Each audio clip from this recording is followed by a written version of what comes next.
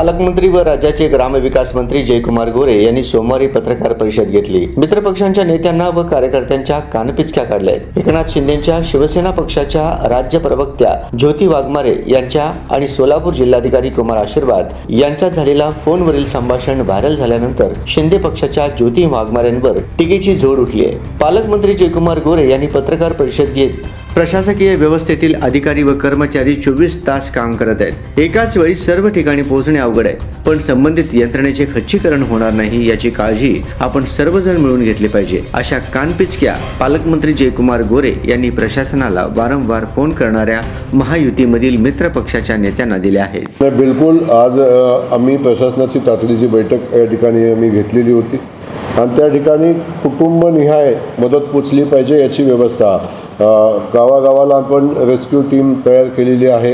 गावामध्ये 10-12 अधिकारी ठाण मांडून आहेत, त्यांना लिस्ट आउट करायला सांगितलेलं आहे। मदत कुठं पोचली याची माहिती घ्यायला सांगितली आहे, मदत कुठं पोचली नाही याची माहिती आपण घेतोय आणि त्या अनुषंगानं सेवाभावी संस्था मदत करतात तो त्यांचा विषय आहे, त्यामुळे त्यांनी कुणाला मदत करावी हा त्यांचा विषय आहे। परंतु ज्या ठिकाणी मदत पोचत नाही त्या ठिकाणी प्रशासनानं प्रत्येक कुटुंब आयडेंटिफाय केलेलं आहे आणि ज्या कुटुंबाला ज्याची आवश्यकता आहे त्या सगळ्या गोष्टी प्रशासनानं त्या ठिकाणी पोहोचवण्याची जबाबदारी घेतलेली आहे आणि तशा मला वाटतं सगळ्या टास्क फोर्स आपण तयार केलेली आहे आणि त्या अनुषंगाने ते काम चालेल आणि एकही बाधित कुटुंबातला एकही कुटुंब मदतीपासून वंचित राहणार नाही याची व्यवस्था या निमित्तानं करू। शासनाकडून जे तातडीची मदत ज्यांचं घर पडले त्यांना 10,000 रुपयाची उद्यापासून चालू होते, त्यांनाही 10,000 रुपयाची मदत त्यांच्या अकाउंटवर देण्याचं तातडीची तात्पुरते आहे, पण पहिली मदत देण्याचा निर्णय शासनाने घेतला आणि ती आता उद्यापासून अकाउंटवर चालू होईल। तर या सगळ्या मदती आपण द्यायचा प्रयत्न करतोय। शेवटी हे नैसर्गिक संकट आहे, खूप अकरा-विकरा असं संकट आहे। या परिस्थितीला सामोरं जात असताना काही ठिकाणी त्रुटी राहतात, त्या त्रुटी आपण दाखवून देणं आवश्यक आहे, परंतु त्याचा विपर्यास करून यंत्रणा बाधित होईल अशा पद्धतीचं काम सध्या तर कोणी करू नये अशी माझी विनंती आहे। निवडणूक लागेल तेव्हा आपण राजकारण करू, बाकीची भाषणं आपण करू, पण आज माझी विनंती आहे की आता सगळ्यांनी सगळ्या गोष्टी बाजूला ठेवाव्यात आणि सगळ्यांनी प्रशासनाला मदत करावी। शासन तर मदत करते, पण आपणही काय आपल्याला देता येईल ती मदत करावी आणि देता येत नसेल तर किमान शांत राहण्याची भूमिका तर पार पाडावी एवढी माझी विनंती आहे। कारण शेवटी ही व्यवस्था उभी करत असताना आपण सगळ्यांनी एक प्रशासनाचं आभार मानले पाहिजेत, सगळ्यांनी आपण की कौतुक केलं पाहिजे, आभार मानलं नाही पण कौतुक केलं पाहिजे की एवढ्या मोठ्या पुराच्या तडाख्यामध्ये 11-11 जेव्हा पूर आला त्यातून प्रशासनानं सगळ्यांचे जीव वाचवण्याचा प्रयत्न केला आणि वाचवले। एवढ्या मोठ्या ह्याच्यात एकही दुर्घटना घडली नाही की एकही ठिकाणी असं घडलं नाही, हे कौतुकास्पद आहे। त्यामुळे जे चांगलं काम करते त्या पाठीवर आपण हात मारला तर आणखीन अधिकचं काम करण्याची प्रेरणा त्याला मिळेल। अशावेळी प्रशासनाचं आणि संबंधित यंत्रणेचं खच्चीकरण होऊ नये याची फक्त आपण सगळ्यांनी काळजी घेतली पाहिजे। माझी विनंती राहील सगळ्या राजकीय पक्षांना, आपल्या व्यासपीठ वेगळा आपण लढू, पण आता ही वेळ लोकांना मदत करण्याची आपण एकत्रित मदत करू।